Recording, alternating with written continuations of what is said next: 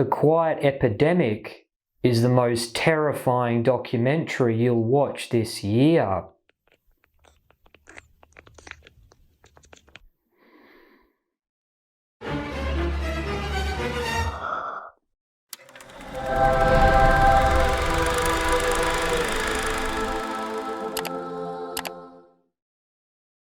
G'day guys, this is Holy Critics signing in, and it's good to be back with you again. Today I wanted to share with you my review of a documentary that I got the chance to watch recently titled The Quiet Epidemic. It focuses on Lyme disease, which is one of the more under-researched, lesser known about diseases, primarily because its burden on the health system doesn't necessarily demonstrate itself through lethality, but rather chronic disability. What's scary about the very nature of this disease is that it's called a spirochete. Apparently it shares similarities to syphilis, of all things, which was a real curse in the Middle Ages because it would literally, you can see the pictures if you go on Google Images of the people with their faces literally rotting the bone.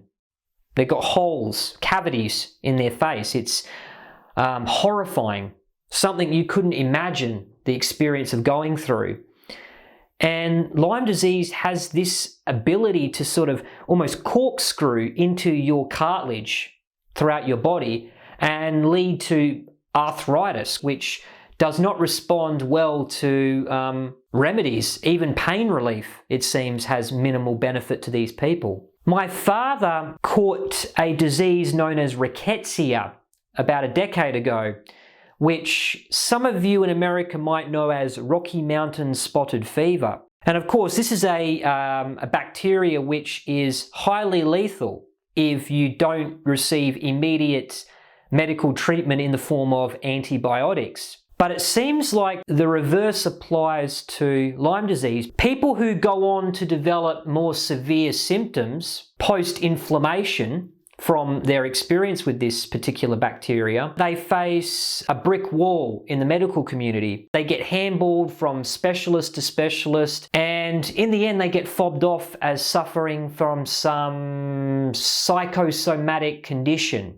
aka it's all in your head.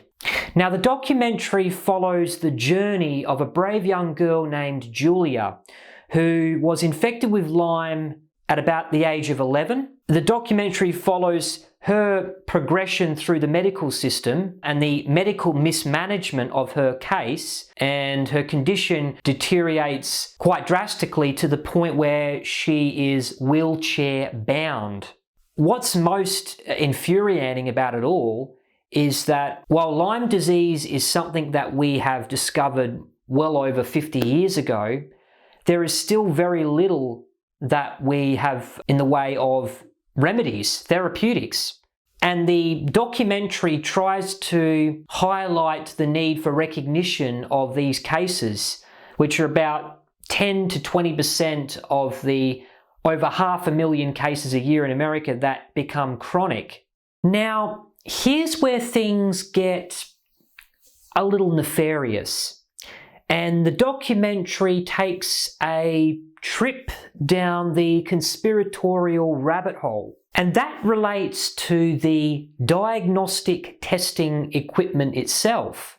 What they showed in the documentary was that two key proteins used to confirm someone's case as either positive or negative have been corrupted, because the big pharmaceutical companies, which stand to make quite a profit from therapeutic remedies that are patented, of course, need to control which drug companies can use these proteins in their vaccines, for example. So we're left with an incomplete test due to companies that can't produce vaccines, and people are going undiagnosed in the community and suffering from mysterious ailments. And one of the qualities of this particular bacteria is that it is known as the great imitator, which means it shows up as 1,000,001 different symptoms, and it leaves swaths of the medical community baffled by some of the cases that are presenting as arthritis, for example, or brain fog.